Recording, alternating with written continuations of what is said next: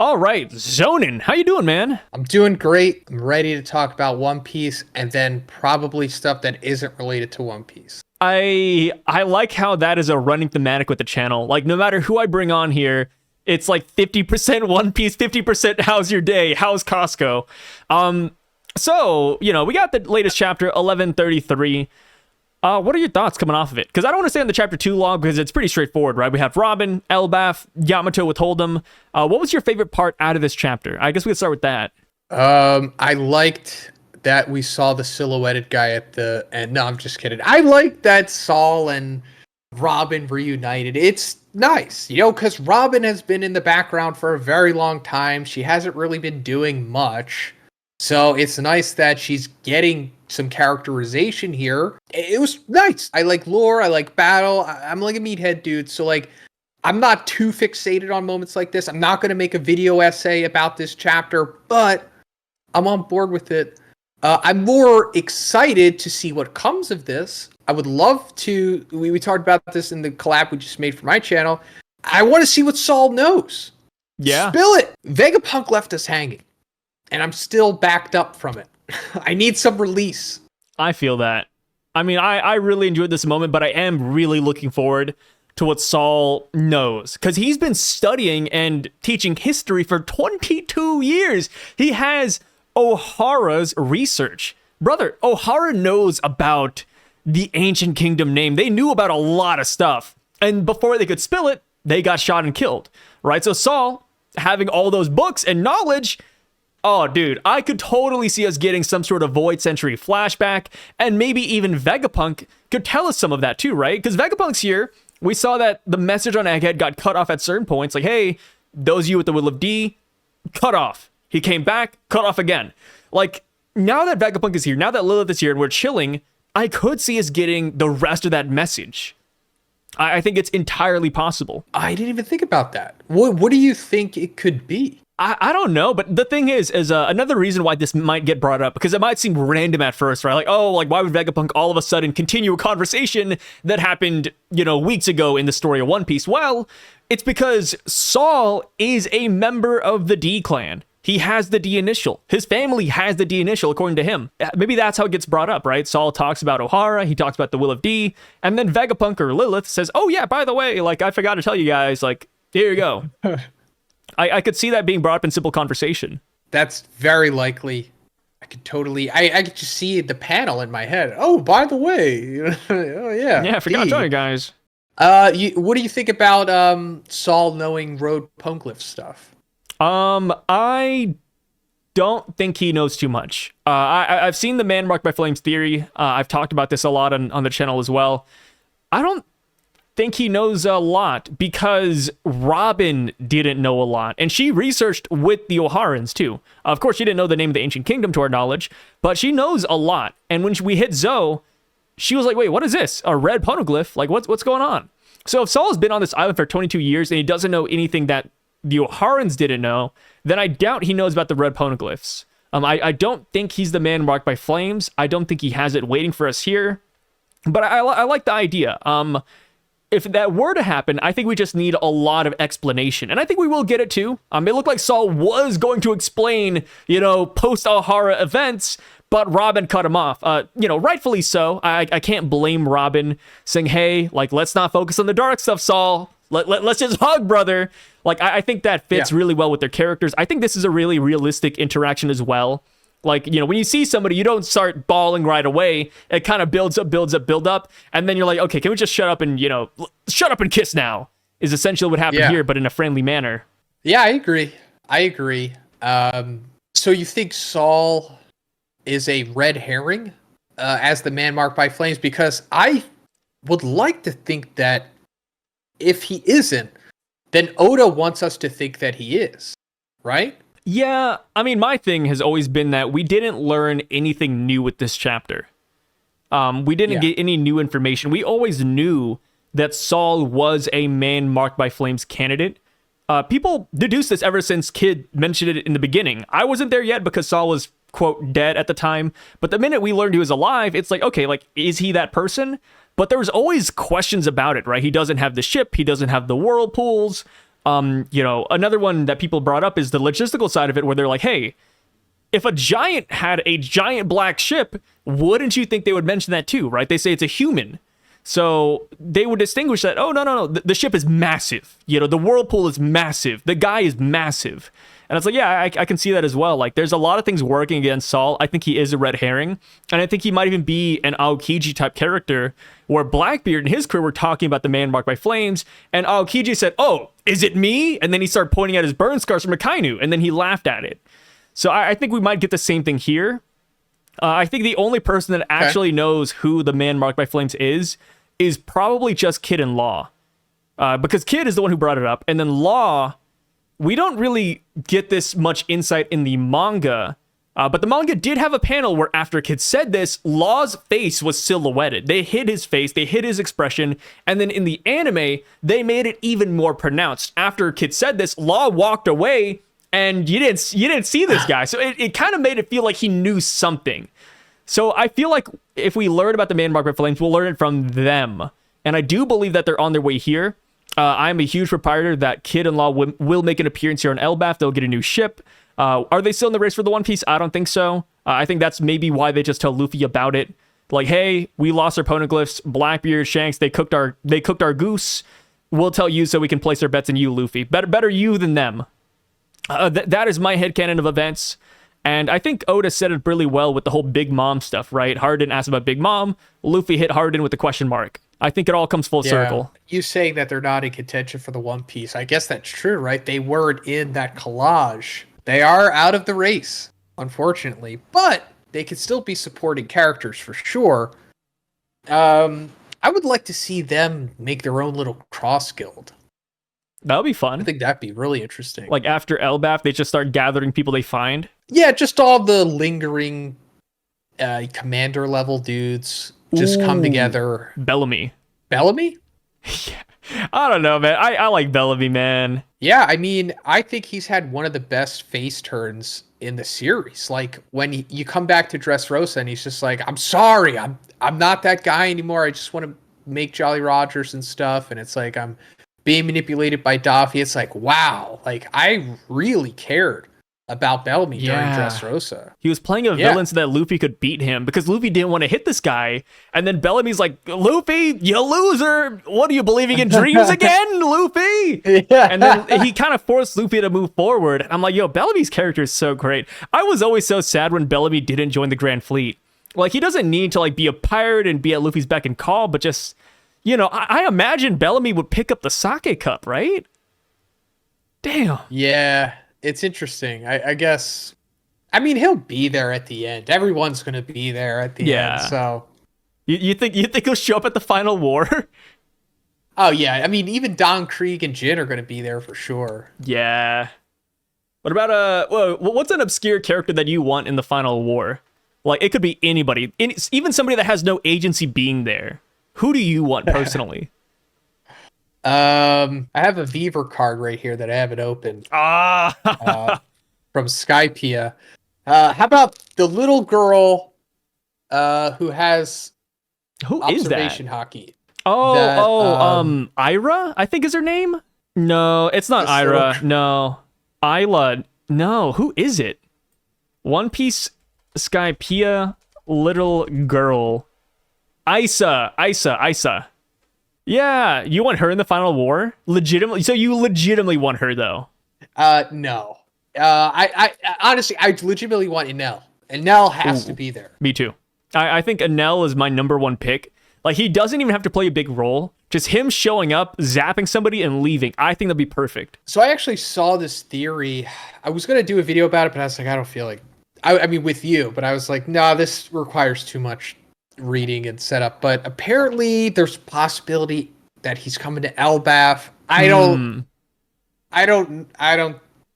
know why, but I do think that he has to come back. I mean, he has the freaking moon. The moon is important. That has to be, discussed. And he's coming back for sure. It's just when, ultimately. I think I've seen theories about it, and I feel like the Enel Elbaf theories have been around for a long time, and that's because of 3 reasons. I guess technically 4. The Jack and the Giant Bean Sprout thing, or Beanstalk, I said bean sprout. I'm Asian. Because, we had Giant Jack back in Skypiea. Enel said that was an abnormality. He didn't like it. That's a story about giants. Maybe he comes here in Elbaf. Another one is the fact that there are gods here in Elbaf. Enel is a god. Maybe he doesn't like that. And then last but not least, it's the Arouge connection. Because Arouge is the same race as Enel. And they have like some sort of history going on where, they destroy his homeland, but Arouge doesn't really hold a grudge against Enel. So, I don't know. There's a lot of weird things about that. And then people connect Arouge to Elbaf for many different reasons. So, it's just like, Damn. This is the island that Enel has the, quote, most ties to. So, it kind of makes sense. And then now that we're here, we see, like, Sky Island clouds. So, it's like the Enel thought train is becoming stronger and stronger with each arc. And then we just saw Uranus. And it's like, well, not Uranus, it's not confirmed, but we saw what destroyed Lelucia, and that looked like the Arc Maxim, destroying Fairy Verth up in the sky. See, I think the Enel hype is growing by the day. Is it logical? Is it reasonable? I don't know yet, but I love Enel, man. Bring him back in the Final War. My second option, just to be different from you, would be Captain Kuro, the man of 1,000 plans. Dude, stupid character, loved him. I would love if he came back and he was like an Aizen character. Like, imagine in the Final War, he comes back and he drops a hard one-liner. He says, yo, this is all according to my plan. Hado 99. Yeah, see, that's why I like Captain Kuro, man. Captain Kuro is like the One Piece version of Aizen, just always planning, thinking, and his best plan was to, capture some rich girl on a random island? My God, he cooked. Yeah. Man, the ambitions were very simple pre-time skip. For a man with the highest IQ in the East Blue, he was a very simple man. He's just like us for real. I really liked Kuro in the live action. Thought he was cool. Did you? He wasn't winning an Oscar or anything. I liked him, and I liked the way that they made him move. Like Wesker from Resident Evil 5. I thought that was cool. He didn't do too much of this, though. I needed my quota of Kuro moving up his glasses without stabbing himself in the face. I love that that's one of the main reasons why they figured out that Captain Kuro was a bad guy. I think it was Mary who was like, oh, he does this with his glasses so that he, it's a forced habit so he doesn't cut his face. I think it was Django who said it initially, but yeah, that's so silly. We needed more of that. Wait, is Kuro in Impelled Down? No, he's out and about. He's last we saw, he was sailing the East Blue with his pirate crew. Oh, wait, did Luffy just like, bam, all right, don't be bad anymore, and kind of essentially? I mean, yeah, like we saw him. So the last time we saw him was right after Luffy got his first bounty of 30 million. Captain Kuro is one of the guys that pulls up his bounty poster and just kind of sits in his chair. Like, we don't see anything else. We've never seen him since. And yeah, he's out there, man. Like, he could realistically make a comeback. But we do know that he hated being a pirate, so I don't know. I mean, wait, are Krieg and Jing in the New World right now? Yeah, they're in the New World. They're on Pirate Island. Kuro's in the New World, then. That's a great SBS question for Oda. And he'd be like, well, you see, runs away. Like he does that sometimes. I would love to see what Oda would say if he's hit with the Captain Kuro question in 2024. I think the last time we got a Captain Kuro SBS question was back during Eni's lobby, where Oda said that Captain Kuro's cat out of the bag attack is just as fast as CP9's Soru. What? Yeah, I'm not even joking. He said the caveat, though, is that Captain Kuro can't control like where he lands, whereas CP9 is like they have full control over it. So that's the one thing holding Captain Kuro back. But other than that, though, he has the speed. He's like leaping, like he's doing like a warp speed leap blindly when he does this move. Oh yeah, I mean that was the whole thing back in Syrup Village. Like Captain Kuro would use that attack, and he would end up cutting his own people because he can't control it. Which I would argue that's almost.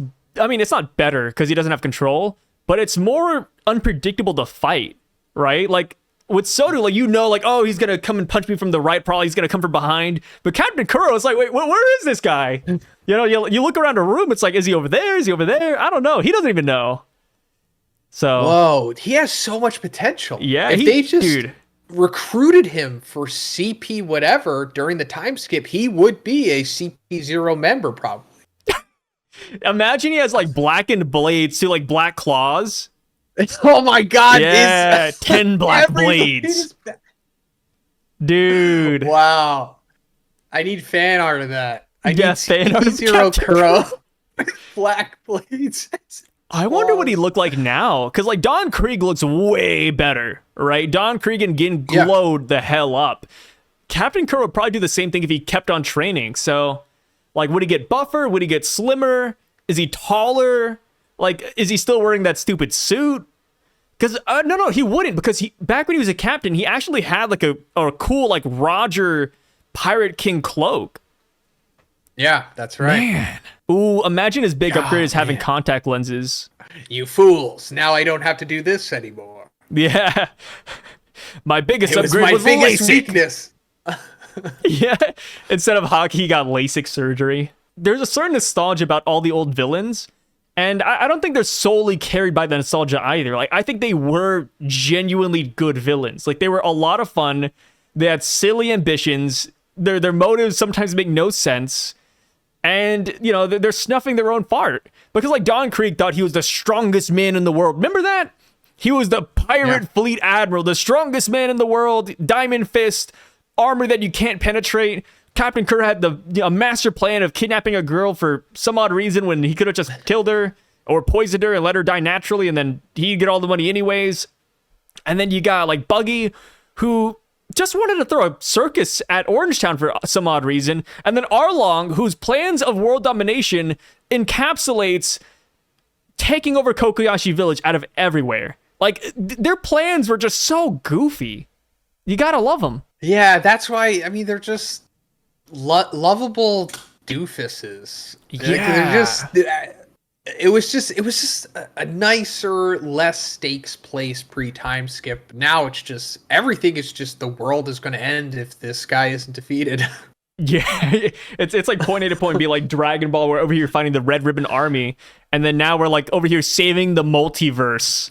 Same thing with One Piece, man. Like that scaling's crazy. Saving one village to just saving the world from an 800-year-old threat named Emu, who we haven't even seen yet, really. Man, Emu, the gift that keeps on giving, honestly. Every chapter that they're in, I swear we're able to make like 3 or 4 more videos from it. At least I am. Yeah, every Emu chapter is like another Devil Fruit reveal video.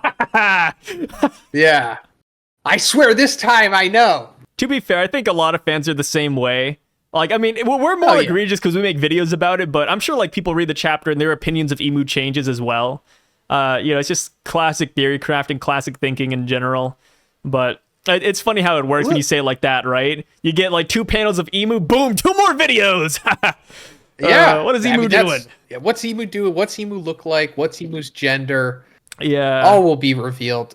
Speaking of when you were saying theories, a little side tangent here. Have you ever ran into a One Piece fan in the wild that you like didn't know? Oh yeah, it's happened a couple times, and I love all the interactions. I've been kind of blessed because everybody I've met, they're just really nice. Like I met one in Hawaii. I met a couple while I was at work. Who I work at a restaurant, so I'm just like on the job, and they're like, "Hey, Sai." I'm like, "Oh, you," and it's just that's fun. That's not me. Wow. Yeah, I love it, and I'm like kind of awkward too because when I meet them at a restaurant, I was like, "Hey guys, can I get them like a free dessert or something? Can I help these guys out?" Ah, well, you're like a good person. Yeah, a little bit. They get starstruck. I get starstruck too because I never expect it. Yeah, we're just normal people. Yeah. Like if you come see us or talk to us, you're gonna get a pretty normal interaction. You're like, "What, peasant? Tell me where the One Piece is located." Yeah, no, imagine it's the opposite though, because I mean I've heard horror stories, and I guess like that's the whole thing where it's like never meet your heroes because sometimes they're an asshole. Like imagine we were like celestial dragons IRL. That'd be funny. Sai, your autograph, and I'm like, I slap it down, I kick their kids, like, stay away from me, peasants. Don't breathe the same air as me. I get like an inhaler. Yeah, I have like the crew around me that's just like barring everyone off. I mean, you said that don't meet your heroes have like bad interactions with people. I wouldn't be surprised if some people like feel that about me. The last 3 years I've been going to Anime Expo, and I've made a video every single time where I'm like talking to people, interviewing people, and some of the times like maybe I come across a little mean. I'm not trying to, and just trying to make the video funny, but I'm thinking, man, maybe some people out there are like, yeah, I met Zhoniin, he's a fucking asshole. I hate this this guy. I hate this guy. Yeah, it happens, man. Have you checked out Kagurabachi? Kagurabachi, yes. I'm actually close to being up to date. I think I'm like a couple chapters behind, and that's been pretty solid. Nice. Yeah. Yeah. It's just too bad it's not taking off yet. I mean, granted, it doesn't have an anime. It's really rare for like a show to take off without an anime. I think it got announced to have an anime like in progress right now. Like they're currently cooking it up. I hope so. I keep seeing conflicting reports, but then again, you never know what is true with all this. I think that could be not as big as Jujutsu Kaisen because it doesn't have like a Gojo type character to it, but I think it could definitely fulfill one of the voids that at least maybe even My Hero left. You know, I do think it has that potential. Oh yeah, same with Demon Slayer, right? Like people love their swordsman. Demon Slayer's gone. Yeah. Boom. We got Chihiro, right? Exactly. Yeah, and I just like that it's not like we got to do the right thing, friendship. It's like, no, I'm cutting this guy's head off. And it's like, yes. Yeah, be more brutal, please. Yeah. There's another manga that's been taken off recently called Drama Queen. Taken off is like, I don't use that literally. Only 2 chapters, but man, that has caused a storm of people like, berating the manga, hating it. But let me tell you, on Manga Plus, I think it's like ranked number 4 for like most viewed because of all the drama. And honestly, I've been reading it. It's pretty good.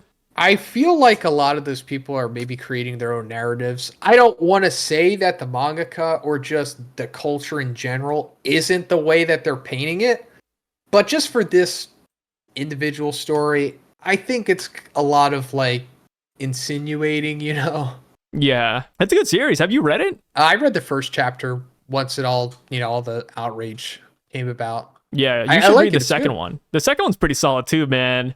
Yeah, I'm not opposed to it for sure. I'll check it out, especially if it keeps getting more attention.